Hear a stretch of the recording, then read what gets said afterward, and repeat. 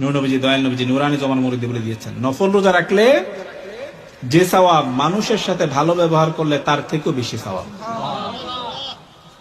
ইন্না সাহিবা হুসনিল খুলুকি লা ইয়াবলুগু বিহি দারাজাতা সাহিবিস সাওমি ওয়াস সালাহ।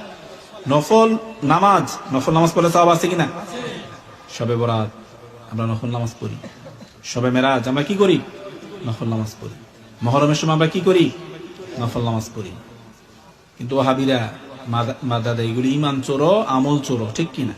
কিয়ামতের দিন সর্বপ্রথম আল্লাহ পাক নামাজের হিসাব নেবে। তো নামাজের যখন ঘাটতি তো সবারই আছে, এমন কোন মানুষ নাই যে নামাজের ঘাটতি নাই। সে যেই হোক, যত বড় আলেম, মুফতি, মুহাদ্দিস, পীর সাহেব, মসজিদ যেই হোক না কেন, তখন আল্লাহ ফেরেশতারা বলবে ঘাটতি নামাজের এত। আল্লাহ বলবে তার নফল নামাজ আছে কিনা দেখো, তার নফল নামাজ দিয়ে ফরজ নামাজের ঘাটতিটা পূরণ করে দাও।